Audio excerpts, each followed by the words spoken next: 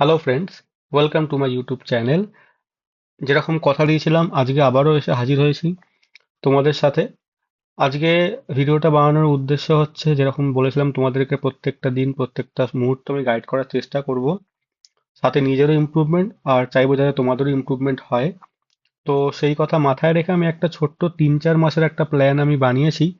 প্ল্যানটার মধ্যে কিছু সাবজেক্ট আমি ডিভাইড করেছি। যেরকম আমি দেখো, প্রথমে ইকোনমিক্স সাবজেক্টটাকে রেখেছি, তারপর জিওগ্রাফি, তারপর পলিটি, তারপর মডার্ন হিস্ট্রি, তারপর ancient medieval art and culture, along with প্রত্যেক দিন আমাদের ম্যাথস, রিজনিং, ইংলিশ আর সায়েন্স এটাকে রাখতে হবে শিডিউলে। তাহলে আমি এতগুলোকে কি করে একসাথে রাখবো, চারটে শিডিউল কি করে বানাবো? আমি যাদের যাদের জোন অনুযায়ী, মানে কারুর কাছে ম্যাথ স্ট্রং, কারুর কাছে রিজনিং স্ট্রং, কারুর কাছে ইংলিশ স্ট্রং, কারুর কাছে বিভিন্ন রকম বিভিন্ন সাবজেক্ট স্ট্রং, কারুর কাছে উইক। যে ম্যাথসে উইক সে রোজ ম্যাথস রাখবে, রিজনিং আর ইংলিশ অল্টারনেট ডেতে রাখবে, আর সঙ্গে সায়েন্স 30 মিনিটস করে রাখবে। যার ইংলিশে উইক সে ইংলিশ রাখবে, সাথে রিজনিং আর ম্যাথসকে অল্টারনেট ডে, সায়েন্স এভরিডে। এরকম ভাবে তোমরা তোমাদের স্ট্রং জোন উইক জোন দেখে রুটিনটা বানিয়ে নিও। ঠিক আছে, মানে এই পার্টটা ইনক্লুড করে দিও, বাকি পার্টটা আমি পরে বলছি। ইকোনমিক্স দিয়ে স্টার্ট করছি বলে অনেকে অনেক কিছু বলতে পারো, যে কেন ইকোনমিক্স, কেন পলিটি নয়, বা কেন হিস্ট্রি নয়, বা কেন মডার্ন হিস্ট্রি নয়। প্রথমেই যদি আমরা রোট লার্নিং এ চলে যাই না, তাহলে একটু আমাদের মুখস্থ করতে অসুবিধা হবে। একটা কথা আছে, ইট দ্য ফ্রগ ফার্স্ট বলে। আগেই প্রথমে আমাদের শক্ত কাজটা করে নিতে হবে। আর ইকোনমিক্স বাছার কারণ হচ্ছে, ইকোনমিক্স লজিক্যাল বেসড। আমি ইকোনমিক্সের ডেইলি লাইফ এক্সাম্পল দিয়ে তোমাদের বোঝাতে পারবো। আর কারেন্ট অ্যাফেয়ার্সে আমাদের ইকোনমিক্স প্রচুরভাবে হেল্প করবে। ইভেন আমরা যখন পরে রিভাইজ করব, তাহলে আমাদের ইকোনমিক্সটা তোমার তাড়াতাড়ি আমরা বুঝতে পারবো। অনেকেই ভাবে থাকবে যে আমি হয়তো মাস্টার্স করছি বলে ইকোনমিক্সটাকে বাছলাম, অন্যগুলো বাছলাম না। না, কখনোই নয়। আমি অন্যগুলোতেও যাব, কিন্তু ইকোনমিক্সটা দিয়ে আগে শুরু করলাম, কারণ আমরা ইকোনমিক্সে মোরাললেস মোস্ট অফ দ্য স্টুডেন্ট দেখেছি ওটাকে পরে শুরু করতে চায়। এটা একটা নেগলেক্টেড সাবজেক্ট হয়ে যায়। আমাদের ম্যাক্সিমাম 10 থেকে 15 দিন লাগতে পারে ইকোনমিক্সটা মোটামুটি প্রিলিমস এর অনুযায়ী শেষ করতে। স্টে টিউন, লাস্টে একটা সারপ্রাইজ দিয়ে চলেছি। চলো কথা না বাড়িয়ে শুরু করা যাক।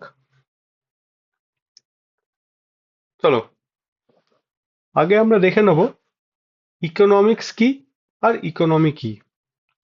আমাদের এইখানেতে স্লাইডে অনেক কিছু দেখো লেখা আছে।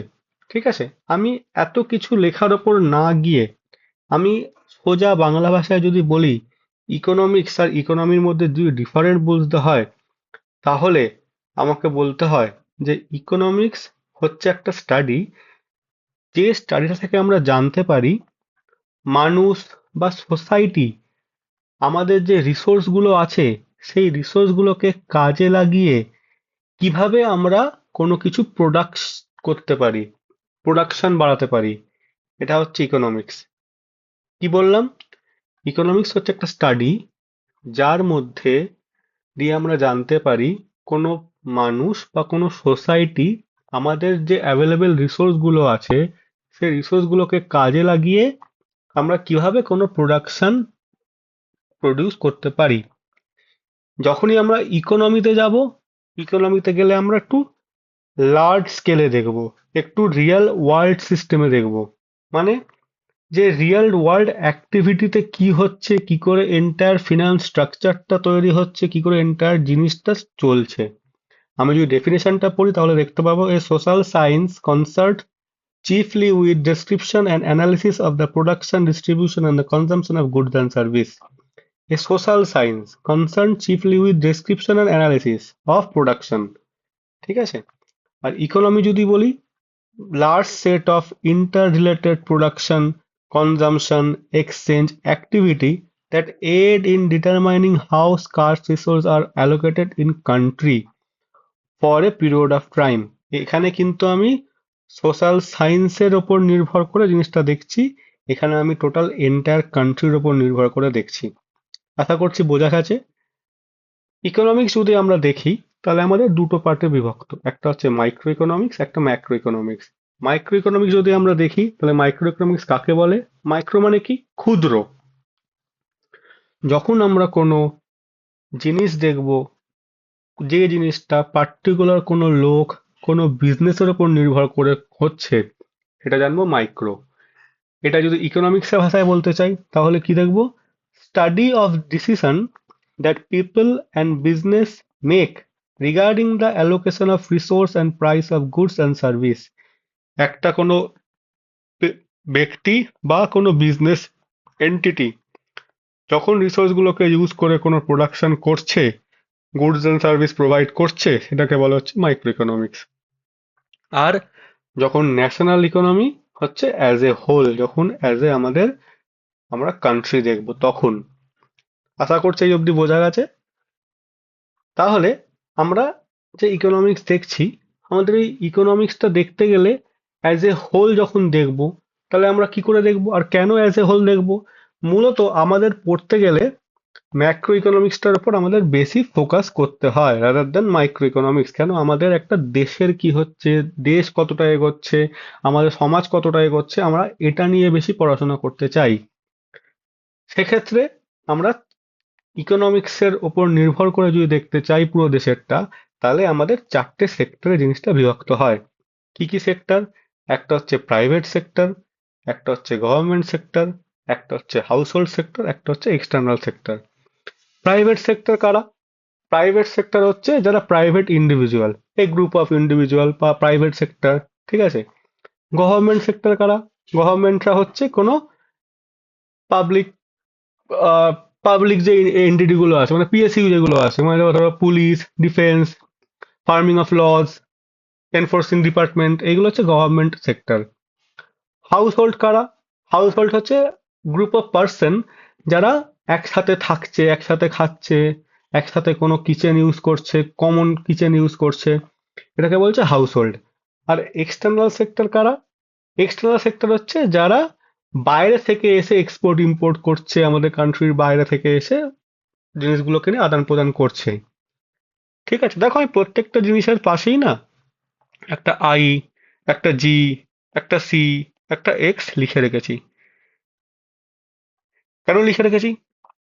তার কারণ আমি যখন আস্তে আস্তে দেখব এরা কি করে আমাদের ইকোনমিক্সের মধ্যে কাজ করছে, তখন দেখতে পারবো যে প্রাইভেট সেক্টর কি করে, আমাদের এইখানেতে ইনভেস্ট করে। যখন আমি কোনো হাউস হোল্ডের কাছে যাব, ধরো হাউস হোল্ড মানে আমরা, হাউস হোল্ড যখন দেখব তখন দেখব আমরা কনজিউম করি, তার জন্য সি। জি ফর গভর্নমেন্ট আর এক্স ফর এক্সটার্নাল সেক্টর, ব্যাস। ঠিক আছে। এই চারটে সেক্টর একসাথে যখন কাজ করবে, তখন কাজ করে একটা আউটপুট প্রোভাইড করবে। সেই আউটপুটটাকে নিয়েই আমাদের ইকোনমিক্সের যত কাজ। ঠিক আছে। তাহলে আমরা কি দেখলাম? আমাদের ইকোনমিক্সের মধ্যে যে চারটে যে সেক্টর নিয়ে ইকোনমি তৈরি, সেই চারটে সেক্টর কি কি? Private sector, government sector, house hold sector, external sector. চারটে সেক্টর কি করছে? ইনপুট আর প্রোডাকশন দিচ্ছে, আউটপুট হিসাবে কি বেরোচ্ছে? প্রোডাকশন আউটপুট বেরোচ্ছে। আউটপুট হিসাবে কি কি বৃত্তান্তটা পরে দেখে নিচ্ছি। ঠিক আছে। একটু আগে যে আমরা বললাম যে টোটালটা দেখবো কি করে, দেখবো কি করে হচ্ছে রিসোর্স কে কিভাবে ইউজ করছে তার উপর নির্ভর করে ইকোনমিক্স, ইকোনমি, মাইক্রো, ম্যাক্রো অনেক কিছু বললাম।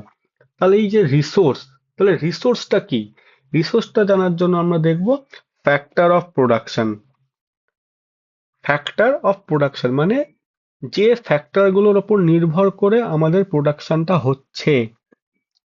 ঠিক আছে। তাহলে ফ্যাক্টর অফ প্রোডাকশনকে আবার চারটে ভাগে ভাগ করা যায়, চার ধরনের হয়। একটা কি? ন্যাচারাল রিসোর্স, যেমন ধরো ল্যান্ড। ঠিক আছে। একটা হচ্ছে লেবার, একটা হচ্ছে ক্যাপিটাল, একটা হচ্ছে এন্টারপ্রাইজ অর এন্টারপ্রেনিউর। ঠিক আছে। ধরো কারো একটা জমি আছে, আমি একটা কোম্পানি, এই কোম্পানিটা এই জমিতে কাজ করতে চাইছে। তাহলে যদি কাজ করে, তাহলে এই জমিটা এই কোম্পানিটার থেকে কি পাবে? এই কোম্পানিটা এই জমিতে যখন কাজ করবে, তখন কিছু প্রোডাক্ট হবে উৎপন্ন, কিছু প্রোডাক্ট উৎপন্ন হয়ে এই প্রোডাক্টটা মার্কেটে বিক্রি করবে। আর এই লোকটা কে পাবে? জমির মালিক কি পাবে? জমির মালিক রেন্ট পাবে। এই কোম্পানি ওকে এই রেন্টটা ভাড়া দেবে। বুঝতে পারলাম?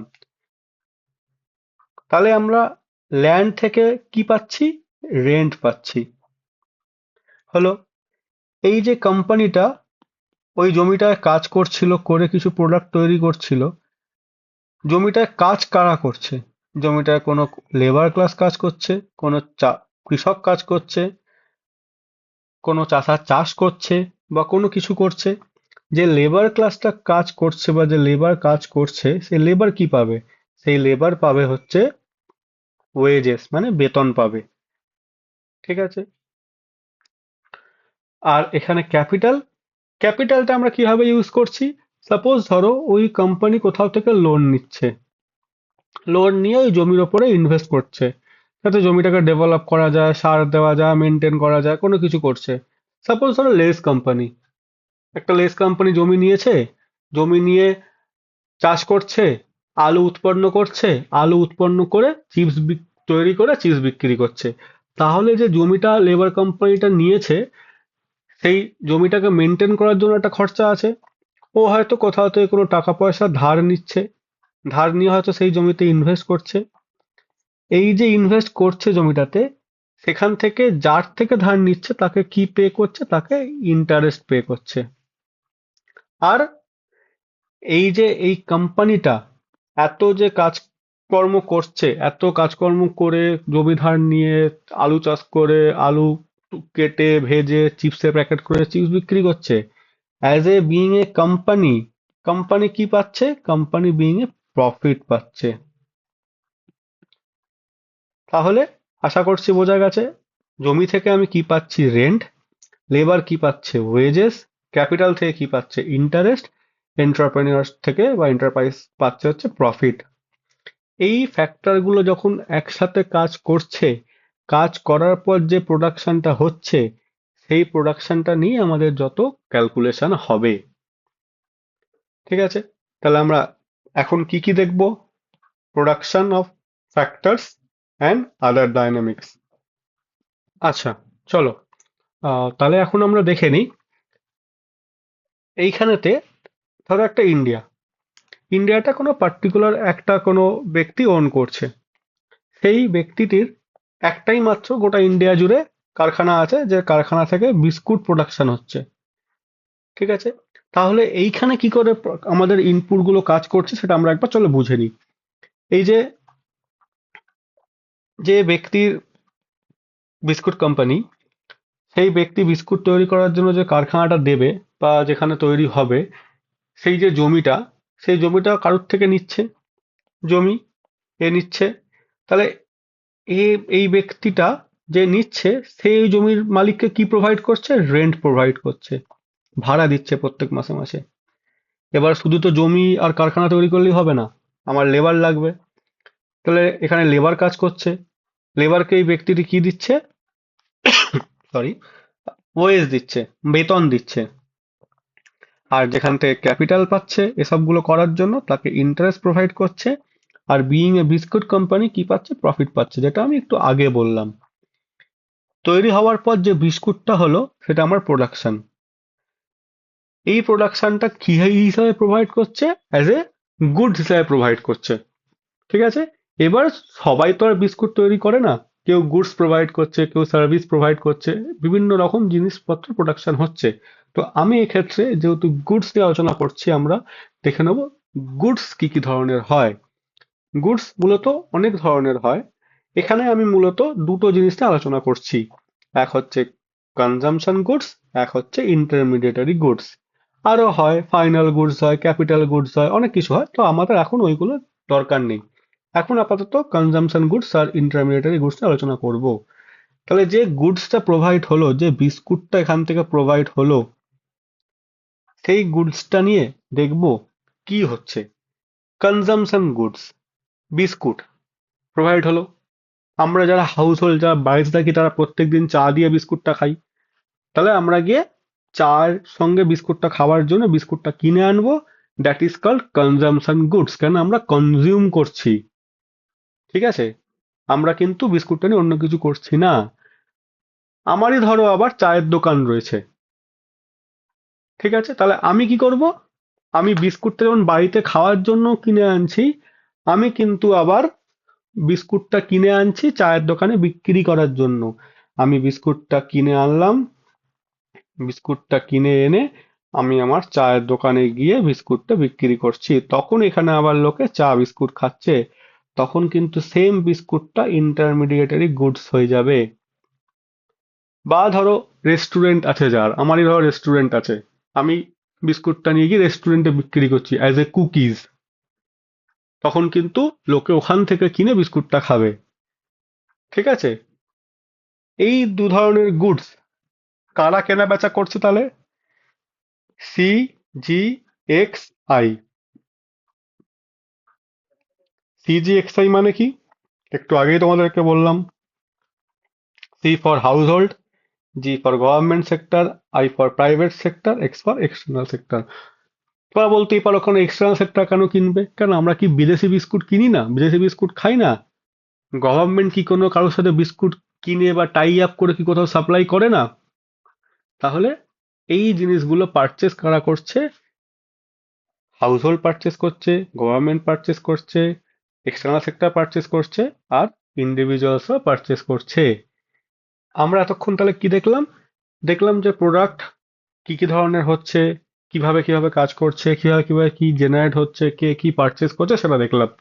এই যে এতক্ষণ যে আমি consumption goods, intermediary goods, capital, investment, interest, profit, এইগুলো যে বললাম কি করে কাজ করছে, আমি একবার আর একবার সমস্তটা দেখে নেব। চলো। আমাদের অনেকের মনে হতেই পারে যে ক্যাপিটাল গুডস, ইনভেস্টমেন্ট, প্রফিট এইগুলো কি এক, কি করে হচ্ছে, কিভাবে হচ্ছে, সেটাকে জানার জন্য একটা আমি লাইভ একটা একটা এক্সাম্পল দিয়ে তোমাদেরকে বলছি। ধরো আমি কোথাও বেড়াতে গেলাম, কোনো হিল স্টেশনে বেড়াতে গেলাম, ধরো সাপোজ দার্জিলিং। আমি ওখানে 1,000 টাকা নিয়ে গেছি আমার অ্যাজ এ পকেট মানি। আমি ওখানে 200, 300, 500 টাকা দিয়ে 2 দিন, 3 দিন, 4 দিন ধরে চা খেলাম। এটা আমার কি হলো? এক্সপেন্স হলো। চা খাচ্ছি, দেখছি যে এখানে খুব লোকে চা খাচ্ছে, আমি ওখানে লোকাল কোনো লোকের সাথে কথা বলে 500 টাকা দিয়ে চা পাতা কিনলাম। 500 টাকা দিয়ে চা পাতা কিনে আমি দেখলাম যে আমার পকেট মানিতে আরো 100 টাকা বেঁচে আছে। আমি 100 টাকা বেচে যেটা রয়েছে 100 টাকা দিয়ে আমি একটা কেটলি কিনলাম। কেটলি কিনে আমি ওখানে চা তৈরি করে চা বিক্রি করতে আরম্ভ করলাম। তাহলে আমি কি করলাম?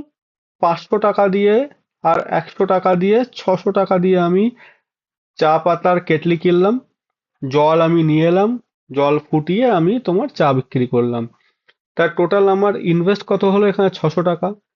আর আমি সমস্ত কিছু চা বেচার পরে দেখছি যে আমি টোটাল 700 টাকা চা বেচেছি। আমি 100 টাকা এখানে প্রফিট করেছি। এই অবধি বোঝা গেছে? তাহলে এখানে কোনটা কি, কোনটা ইনভেস্টমেন্ট, কোনটা ক্যাপিটাল গুডস, কোনটা কি, কি করে বুঝবো? আমি যে 500 টাকা দিয়ে কেটলিটা কিনলাম, সেই কেটলিটা হয়ে যাবে আমার কাছে ক্যাপিটাল গুডস। যে গুডসটা ইউজ করে আমি চা তৈরি করে চা বিক্রিটা করছি, চা বিক্রি করে যে 100 টাকা লাভ করেছি সেটা হয়ে যাবে আমার কাছে প্রফিট। আর কেটলি প্লাস তোমার হচ্ছে আহ, জল, বা তোমার ধরো হচ্ছে স্টোভ, যা যা আমি জিনিস কিনছি বা দিচ্ছি প্রফিট করার আগে অবধি, টোটাল জিনিসটা হয়ে যাবে হচ্ছে আমার কাছে ইনভেস্টমেন্ট। 500 টাকা দিয়ে চা পাতা কিনলাম, 100 টাকা দিয়ে কেটলি কিনলাম, এটা আমি ইনভেস্ট করলাম 600 টাকা। ইনভেস্ট করে আমি হয়তো 700 টাকা প্রফিট 700 টাকা বেচলাম, 100 টাকা আমি প্রফিট করলাম। তাহলে কেটলি কি দাঁড়াচ্ছে? ক্যাপিটাল গুডস হলো। মোদ্দা কথায় বাংলা ভাষায় বলতে গেলে বলতে পারো ক্যাপিটাল গুডস আর ইনভেস্টমেন্ট মোরাললেস আমরা সমান বলতে পারি। আর একটা জিনিস আমাদেরকে মাথায় রাখতে হবে, এইটা খুব গুরুত্বপূর্ণ একটা জিনিস, যেটা হচ্ছে ক্যাপিটাল গুডস কখনো ফর্ম চেঞ্জ করে না। আমরা যে ফর্মে ইউজ করব সেই ফর্মেই থাকবে, ক্যাপিটাল গুডস চেঞ্জ হয়ে যাবে না। বোঝাতে পারলাম? আর ইন্টারমিডিয়েটারি goods, intermediary goods form change করে, যার জন্য ইন্টারমিডিয়েটারি গুডসকে কিন্তু কখনো ইনভেস্টমেন্ট বলা যায় না। আমি এই এক্সাম্পলে যদি একটা অন্য এক্সাম্পল দিয়ে বোঝাই, সাপোজ ধরো এইখানেতে চা বিক্রি না হোক, চা না খেয়ে আমি ধরো মোমো খেলাম, ঠিক আছে? তাহলে আমার কি হবে, ওটা এক্সপেন্স হয়ে গেল। আমি এখানে কেটলি না কিনে আমি এখানে আটা কিনে আমি 500 টাকা দিয়ে বা ময়দা কিনে আমি এখানে মোমো তৈরি করলাম, নিয়ে আমি চা না বিক্রি করে আমি এখানে মোমো বিক্রি করলাম। তখন কি আমি এই মোমোটাকে আমি আমার ক্যাপিটাল গুডস বলতে পারবো? বা আমি এখানে এই, সরি এখানে মোমো হবে না, ময়দা হবে। মোমোটা আমি এখানে কি ময়দাটাকে ক্যাপিটাল গুডস বলতে পারবো? আমি যে 500 টাকা দিয়ে ময়দাটা কিনছি, তারপর যে মোমো বিক্রি করে, মোমো তৈরি করে মোমো বিক্রি করছি, না, আমি এখানে ময়দাটা তোমার ক্যাপিটাল গুডস বলতে পারবো না। কারণ ময়দাই তো আমি ডাইরেক্টলি বেচে দিচ্ছি না লোককে, আমি ময়দা থেকে মোমো তৈরি করছি তারপর বেচছি। তাহলে দ্যাট ইজ দ্য ইন্টারমিডিয়েটারি থিং। ময়দাটা, ময়দা থেকে মোমোটা হচ্ছে আমার ফাইনাল প্রোডাক্ট, সেটা আমি বেচছি। তাহলে আমার কি হলো, ময়দার ফর্ম চেঞ্জ হয়ে গেল। বোঝাতে পারলাম? তাহলে কিন্তু এই ময়দাকে আমি তখন আর ফাইনাল গুডস বা ক্যাপিটাল গুডস বলতে পারবো না। ঠিক আছে? আর রইলো বাকি এখানে তোমার আর একটা জিনিস, ইনভেস্টমেন্ট। ইনভেস্টমেন্ট হচ্ছে টোটাল জিনিসটা, আনটিল আনলেস প্রফিট হওয়ার আগে অবধি। এই যে আমি এত ইনভেস্টমেন্ট করছি, পয়সাটা কামালাম, যে আমি এই চা বিক্রি করে 700 টাকা থেকে যে 100 টাকা প্রফিট করে এলাম, সেই 100 টাকাটা নিয়ে কি করব? 100 টাকাটা নিয়ে ধরো আমি ব্যাংকে গেলাম, ব্যাংকে গিয়ে আমি আমার সব বন্ধুরা মিলে করে আরো 100 100 করে 10 জন করে 1000 টাকা গিয়ে আমি ব্যাংকে তোমার জমা করে এলাম। তাহলে আমি কি করলাম? ব্যাংকে সেভ করলাম। ব্যাংক কি করবে? ব্যাংক সেটাকে নিয়ে কোথাও আবার এরকম ভাবেই ইনভেস্ট করবে as a capital goods. Bank সেখান থেকে কি পাবে? ব্যাংক সেখান থেকে কিছু ইন্টারেস্ট পাবে। আর যেখানে ইনভেস্ট করছে সেখান থেকে ধরো কোনো প্রোডাক্ট তৈরি হবে, সেই প্রোডাক্টটা মাল্টিপল ভাবে ইউজ হবে, মাল্টিপল ভাবে ইউজ হয়ে আমাদের ইকোনমিতে, জিডিপিতে কন্ট্রিবিউশন করবে। এইভাবে আমাদের এন্টায়ার সিস্টেমটা ওয়ার্ক করে। আশা করছি বোঝাতে পারলাম। চলো এরপর কি আছে আমরা দেখে নিই।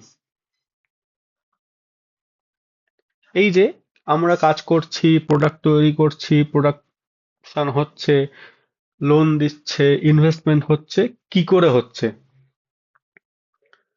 সেটা দেখার জন্য আমাদের জানতে হবে, এই আমি দার্জিলিং বেড়াতে গিয়ে চা খেয়ে মনে হলো এখানে প্রচুর চায়ের বিক্রি, চা পাতা কিনলাম, কেটলি কিনলাম, কেটলি কিনে আমি চা বিক্রি করলাম।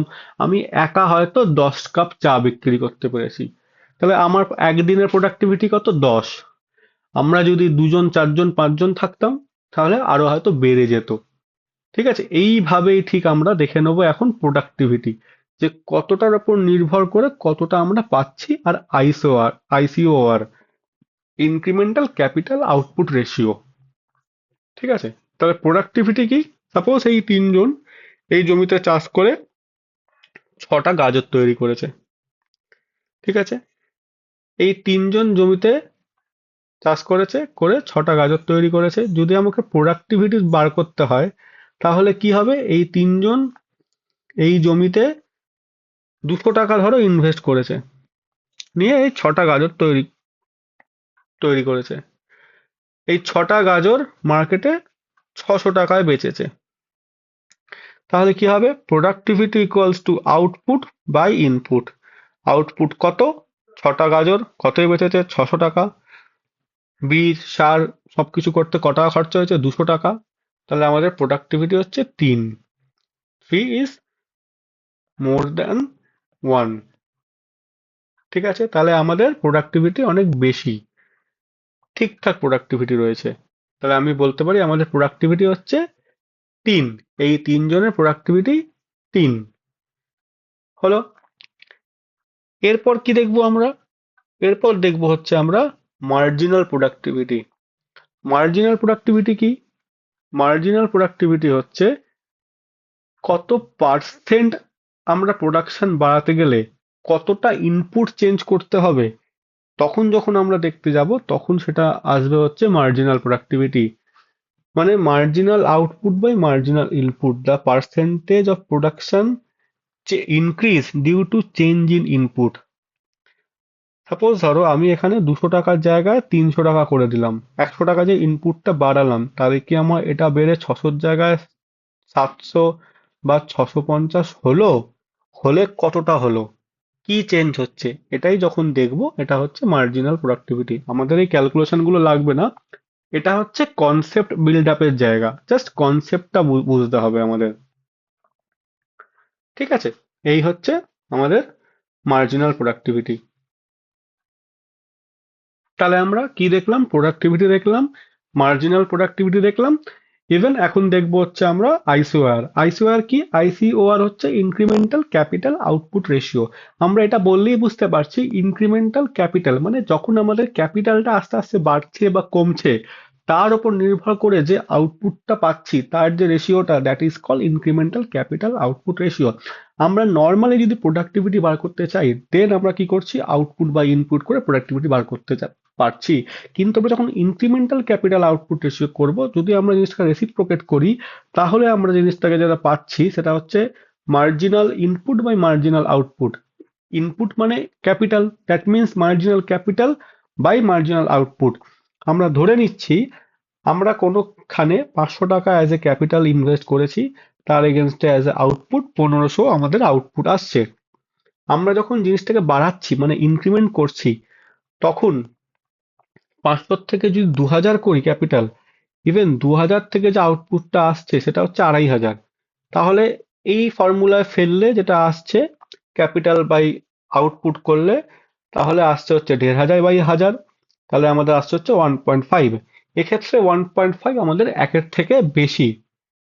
তাহলে আমরা প্রোডাক্টিভিটির ক্ষেত্রে এখানে দেখেছিলাম যে আমাদের আসছে 3, দ্যাট মিনস একের থেকে বেশি, মোর দ্যান 1। এক্ষেত্রে যখন মোর দ্যান 1 তখন ইট ইজ গুড, মানে আমাদের প্রোডাক্টিভিটি অনেক বেটার আছে, ভালো আছে একের থেকে বেশি। ইকোনমিক্সের ক্যালকুলেশনে যখন আমরা প্রোডাক্টিভিটি থেকে ইনক্রিমেন্টাল ক্যাপিটাল আউটপুট রেশিওতে আসবো, তখন যেহেতু আমরা রেসিপ্রোকেট করছি, এটা যদি মোর দ্যান 1 হয় তাহলে এটা ভালো নয়, আর আমাদের এখানে আসছে হচ্ছে 1.5। 1.5 মিনস আমাদের মোর ক্যাপিটাল লাগছে, লেস প্রোডাকশন হচ্ছে। আমরা যত টাকা দিচ্ছি ততটা আউটপুট আসছে না। আমরা এখানে দেখলেও বুঝতে পারবো, 500 টাকা দিয়ে আমরা যদি 1500 টাকা পাচ্ছি, 2000 টাকা দিয়ে আমাদের আরো অনেক বেশি পাওয়া উচিত ছিল, কিন্তু পাচ্ছি হচ্ছে 2500। সেক্ষেত্রে আমাদের প্রোডাক্টিভিটি অনেক কম। দ্যাট মিনস আমাদের সবসময় মনে রাখতে হবে, যে ফার্মের ইনক্রিমেন্টাল ক্যাপিটাল আউটপুট রেশিও কম, সেই ফার্ম অনেক বেশি এফিসিয়েন্ট। আর যে ফার্মের ইনক্রিমেন্টাল ক্যাপিটাল আউটপুট বেশি, সেই ফার্ম অনেক কম এফিসিয়েন্ট। তাহলে বলো, আমাদের এখন গভর্নমেন্টের বা আমাদের এখন কারেন্ট সিনারিও যা, আমাদের যা অবস্থা, আমাদের সব জায়গায় ইনক্রিমেন্টাল ক্যাপিটাল আউটপুট রেশিও বেশি। তাহলে আমাদের আউটপুটটা কি, বেশি না কম? এটা আমাকে নিচে কমেন্ট করে তোমরা জানাও।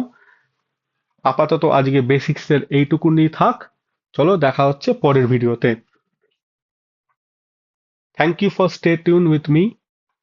যদি কোনো ভুলভ্রান্তি হয়ে থাকে, পড়ানো খারাপ লেগে থাকে, বোঝানো খারাপ লেগে থাকে, ডু কমেন্ট বিলো, আমাকে জানাও তোমরা। আমি তাহলে ইমপ্রুভমেন্ট আনার চেষ্টা করব, কারণ this is my first attempt. আমি প্রথম ভিডিও বানাচ্ছি, চেষ্টা করছি বানাবার। সো ভুলভ্রান্তি হলে ক্ষমা করে দিও। আর যে সারপ্রাইজটার কথা বলেছিলাম, সেই সারপ্রাইজটা হচ্ছে, আমি আজকে নিচে ডেসক্রিপশন বক্সে একটা টেলিগ্রাম চ্যানেলের লিংক প্রোভাইড করে দেবো, যে লিংকে আমি তোমাদেরকে হ্যান্ড হোল্ডিং গাইডিং দেবো। কিভাবে দেবো? কালকে তোমাদেরকে জার্নালিং এর কথা বলেছিলাম, জার্নালিং করতে কিভাবে করব, কেমন ভাবে করব। This is the journal. আমি প্রত্যেকদিন সকালে উঠে আমার যে ডেলি টার্গেট থাকবে, ডেলি শিডিউল থাকবে, আমি এটা পোস্ট করে দেবো। ইভেন এই ব্ল্যাঙ্ক জার্নালটাও পোস্ট করে দেবো। তোমরা যারা যারা আমার সাথে জুড়তে চাইছো, তারা ট্র্যাকে থাকার জন্য তারা তাদের জার্নালটা ফিল আপ করে টেলিগ্রামে পোস্ট করে দিও। পোস্ট করে দেওয়ার পর ট্র্যাকিং করতে পারবে কারা কতটা কিভাবে ইমপ্রুভমেন্ট হচ্ছে, this is the just a step. আমরা জাস্ট শুরু করছি, তোমরাও করো। আশা করছি করতে করতে আরো ফাইন টিউনড হয়ে উই উইল মেক ইট। চলো, থ্যাংক ইউ, দেখা হচ্ছে পরের ভিডিওতে।